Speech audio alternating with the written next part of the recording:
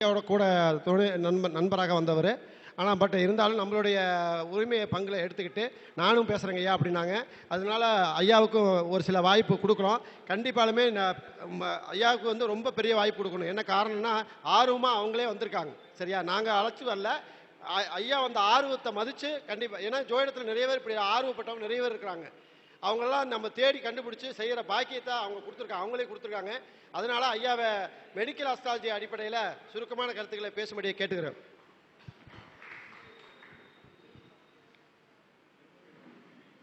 அகத்தியர் ஜோதிட வித்யாலயா அறக்கட்டளையின் நிறுவனர் திரு ரவி ஜெயக்குமார் அவர்களுக்கும், அனைத்து ஒருங்கிணைப்பாளர்களுக்கும், மேடையில் அமர்ந்திருக்கும் ஜோதிட நண்பர்களுக்கும், அரங்கத்தில் வந்திருக்கும் அனைத்து ஜோதிடர்களுக்கும் எனது முதற்க நன்றியை தெரிவித்துக் கொள்கிறேன். நன்றி. நான் எடுக்கப் போகும் சப்ஜெக்ட் வந்து மெடிக்கல் அஸ்ட்ராலஜி. இது வரைக்கும் யாரும் இங்கே எடுக்கலைன்னு நினைக்கிறேன். இதுதான் ஃபஸ்ட் டைம் நினைக்கிறேன். இருந்தாலும் வந்து சொல்லிடுறேன். அதாவது வந்து சார், அதாவது வந்து திருவள்ளுவர் வந்து 769 அதிகாரத்தில் மருத்துவம் பற்றி 10 குறள் எழுதியிருக்காரு. அதில் முதல் குறள் வந்து மருந்தென வேண்டாமாம் யாக்கைக்கு அருந்தியது அற்றது போற்றி உணின். அவர் சொல்லியிருக்காரு. அதற்கு அர்த்தம் என்னவென்றால், ஒருவன் தான் சாப்பிட்ட உணவின் அளவை, ஜீரணித்த அளவை அறிந்த பின்பு அடுத்த வேளை உணவு உண்பானாயின் அவனுக்கு நோய் என்பது அண்டாது. மீண்டும் சொல்லவா பிளீஸ்? போதும்ல. இப்ப நோய்க்கும் வந்து வியாதிக்கும் உள்ள வித்தியாசம் யாரும் சொல்ல முடியுமா? நோய் என்பது வியாதி என்பது ரெண்டும் ஒன்றா வெவ்வேறா? சார் சொல்லுங்க ப்ளீஸ். நோயும் வியாதியும் ஒன்றா அல்லது தனித்தனியா இருக்கா? சரி, பரவாயில்ல, நானே சொல்லிடுறேன். நோய் என்பது நாம் வரவழைத்துக் கொள்வது. நம்ம சுற்றுச்சூழல் பொருள்களால அது அசிங்கமாக கொசு கிசு பரவுது. அதில் வந்து டெம்பரரி நோய், பெர்மனன்ட் நோய். அதிலே நோயிலே வந்து 2 நோய், டெம்பரரி பெர்மனன்ட். டெம்பரரி நோய் வந்து டெங்கு காய்ச்சல், மெட்ராஸ் ஐ, இப்போ வர்ற புழு காய்ச்சல், அந்த மாதிரி வர்றது தான் வந்து டெம்பரரி நோய். அதிலே பெர்மனன்ட் நோய் வந்து கொஞ்சம் சர்க்கரை நோய், குஷ்டம் அந்த மாதிரி வர்றது தான் கொஞ்சம் பெர்மனன்ட் ஆகிடும். அதிலே வியாதி என்பது வந்து என்னென்னா பரம்பரையாக வியாதியாக வர்றது. ஒரு குடும்பத்தில் வந்து ஒருத்தர் வந்து நெட்டையாக இருப்பாங்க, எல்லாருமே. ஒருத்தர் குட்டையாக இருப்பாங்க. சிலருக்கு கூன் விழுந்திருக்கும். சிலருக்கு வந்து 5 கால், 5 விரல், 6 விரல், அது வந்து எல்லாத்துக்குமே இருக்கும். அந்த மாதிரி வர்றது வியாதி. இதான் நோய்க்கும் வியாதிக்கும் உள்ள வித்தியாசம். அப்புறம் வந்து நேரம் இல்லாதனால சுருக்கமாக 2-3 பாயிண்ட் சொல்ல விரும்புகிறேன். அதாவது ஒருவருக்கு வந்து 1, 5, 9 திசை நடப்பு திசை இருந்தால் அவருக்கு நோய் அண்டாது.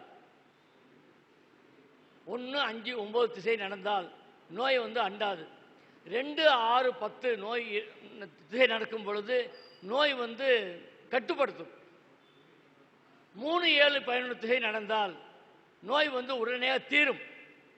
4, 8, 12 திசை நடந்தால் அது வந்து ஹாஸ்பிட்டலில் கொண்டு போய் ஆப்ரேஷன் பண்ணி அப்போ தான் அது சக்ஸஸ் முடியும். இது வந்து சுருக்கமாக வந்து திசை. அதே நேரத்தில் வந்து 8ஆம் இடத்துல சார் ப்ளீஸ் கவனிங்க.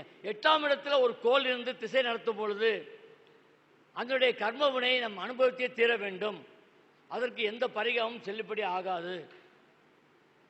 8ஆம் இடத்தில் ஒரு கோள் இருந்து திசை நடத்தும் பொழுது அந்த கர்ம வினை நான் அனுபவித்தே தீர வேண்டும்.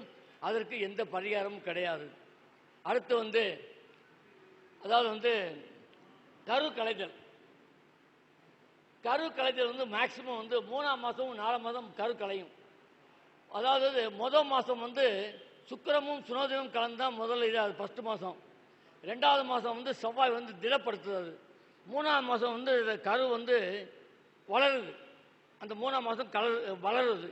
4ஆம் மாதம் வந்து சூரியன் வந்து எலும்பு மற்றதெல்லாம் வந்து அதே மாதிரி 5, 6, 8 போய் 8ஆம் மாதம் வந்து சுக்கிரன் எந்த நேரத்தில் இது பண்ணாங்களோ அதே வந்து லக்னமாக உருவாகும்.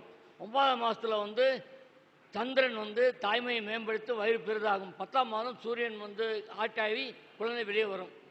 இது வந்து பொதுவாது. இந்த 3ஆம் மாதம் கரு கலையறதுக்கு என்ன காரணம் என்றால், ஒரு பெண்ணின் ஜாதகத்தில் குரு வந்து நீசமாகவோ அஸ்தங்கமாகவோ பாவக்கிரமம் சேர்ந்திருந்து அதே வந்து அந்த பெண்ணிற்கு வந்து 3ஆம் மாதம் அந்த ஜாதகத்தில் வரும்பொழுது அந்த மாதிரி இருந்தால் அப்போது கரு கலையும்.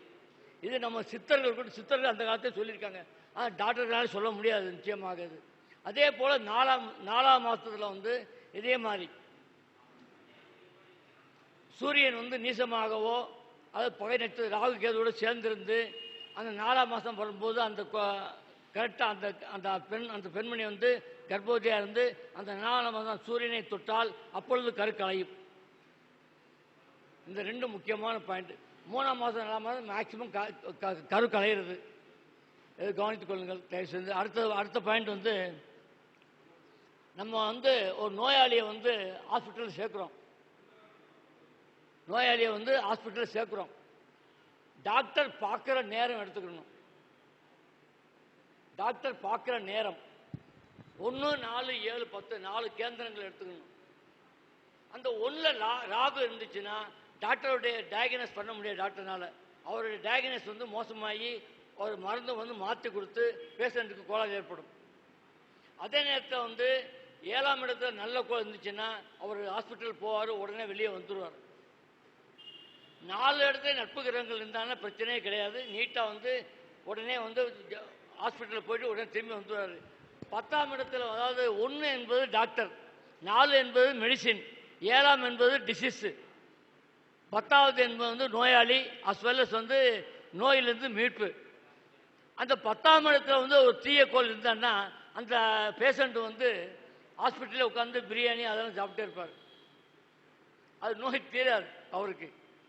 அதே நேரத்தில் 7ஆம் இடத்துல நல்ல கோள் இருந்துச்சுன்னா நோய் ஹாஸ்பிட்டலில் போகிறதும் தெரியாது, வெளியே வர்றதும் தெரியாது, சீக்கிரம் குணமாயிடுவார். இதுதான் வந்து ஒரு சுருக்கமான இது.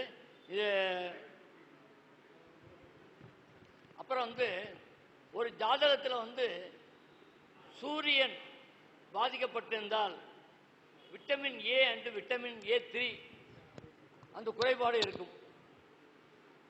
சூரியன் பாதிக்கப்பட்டிருந்தால் vitamin A and vitamin D, iodine and magnesium, ரிபோக்ளோப் இந்த வந்து பாதிக்கப்பட்டிருக்கும். சந்திரன் வந்து பாதிக்கப்பட்டிருந்தால் ரிபோக்ளோபின், B2, B12, பொட்டாசியம் சத்து குறைவாக இருக்கும். செவ்வாய் பாதிக்கப்பட்டிருந்தால் B12, folic acid, vitamin F குறைவாக இருக்கும். புதன் பாதிக்கப்பட்டிருந்தால் B1 தயாமின் என்கிற இது வந்து குறைவாக இருக்கும். குரு வந்து B6, விட்டமின் B6 வந்து குறைவாக இருக்கும். சுக்கிரன் வந்து B3, நியாசின் அது குறைவாக இருக்கும். சனி வந்து கெட்டிருந்தால் vitamin C and vitamin K, அதாவது விட்டமின் கே என்பது வந்து ரத்தத்தை உறைய வைத்தல். சில பேர்த்துக்கு ரத்தம் உறையாது வெளியே வந்துச்சுன்னா, அது வந்து விட்டமினுடைய கே குறைபாடு.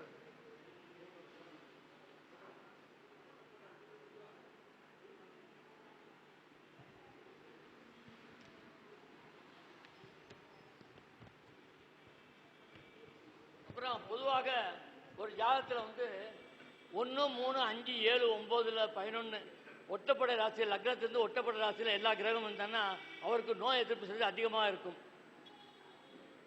1, 3, 5, 7, 9 வந்து எல்லா கிரகமும் இருந்தான்னா நோய் எதிர்ப்பு சக்தி அதிகமாக இருக்கும்.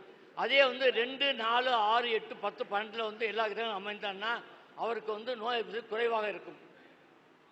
நோய் எதிர்ப்பு சக்தி குறைவாக இருக்கும் அவங்களுக்கு. அப்புறம் வந்து ஒரு ஆரோக்கியமான உடல் அமைப்புக்கு வந்து எப்படி இருக்கணும்னா சூரியன் சந்திரன் வலுவாக இருக்க வேண்டும். ஆரோக்கியமான உடல் அமைப்பு சூரியன் சந்திரன் வலுவாக இருக்க வேண்டும். கேந்திரம் திரிகோணத்தில் வந்து நற்கோள்கள் அமைந்து தீயக்கோள் பார்வை இல்லாமல் இருக்க வேண்டும். அப்புறம் லக்னாதிபதி வலுப்பெற்று இருக்க வேண்டும். லக்னாதிபதியும் குருவும் கேந்திரத்தில் இருக்க வேண்டும். குருவும் சந்திரன் கதிரேச அமைப்பில் இருந்தால் அதுவும் நல்லது. வளர்பிறை சந்திரன், குரு, புதன் தீயக்கோள்கள் தொடர்பின்றி எந்த ராசியில் இருப்பினும் அவருக்கு ஆரோக்கியமான உடல்நலம் இருக்கும். அப்புறம் வந்து 6ஆம் அதிபதி வந்து லக்னத்தில் இருந்தால் வாழ்நாள் முழுவதும் மாத்திரை சாப்பிட்டு கொண்டே இருப்பார் அவர். சார் ப்ளீஸ் கவனிங்க சார் ப்ளீஸ். 6ஆம் அதிபதி லக்னத்தில் இருந்தால் வாழ்நாள் முழுவதும் மாத்திரை சாப்பிட வேண்டியிருக்கும். அதே நேரத்தில் லக்னாதிபதி வந்து 6ஆம் இடத்தில் இருந்தான்னா மருந்து சாப்பிட்டால் நோய் தீர்ந்துவிடும். அது ஒன்று. அப்புறம் வந்து ஆரோக்கியமற்ற உடல் அமைப்புக்கு வந்து லக்னாதிபதி ப்ளஸ் 6ஆம் அதிபதி தீய பாவங்கள் இருக்கக்கூடாது. சனி ப்ளஸ் ராகு 6ஆம் பாவத்தில் இருந்தால் கொடிய நோய் வரும். சனி ப்ளஸ் ராகு 6ஆம் பாவத்தால் கொடிய நோய் இருக்கும். சுக்கிரன் ப்ளஸ் செவ்வாய், சனி ப்ளஸ் சூரியன், குரு ப்ளஸ் சனி 9இல் இருந்தால் உடல் நலம் குன்றி இருக்கும். லக்னாதிபதி தீய கோளாகி பலவீனமாகி நீசராசியில் இருக்க அல்லது அஸ்தங்கமாக இருக்க அல்லது தீய பாவங்களான 6-8 பாவங்களும் தொடர்பு இருந்தால் ஆரோக்கியமற்ற உடலமைப்பு இருக்கும். இந்த வாய்ப்பை கொடுத்தமைக்கு நன்றி தெரிவித்துக் கொண்டு என்னுடைய உரையை முடிஞ்ச நன்றி, வணக்கம்.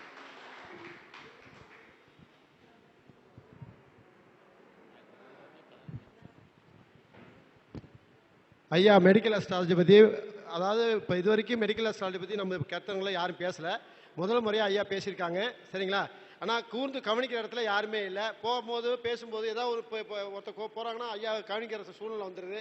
ஆனால் அடுத்த கருத்தத்தில் ஐயாவை சிறப்பாக பேச வச்சு உங்களுக்கு நிறைய விஷயங்களை கொடுக்கலாம் அப்படின்னு நினைக்கிறேன். ஐயாவை பாராட்டி பொன்னாடை போத்துமாக மேகநாத ஐயாவை வராங்க. வாங்க, வருக வருக என வரவேற்கிறோம். அபிராம ஐயா வாங்க.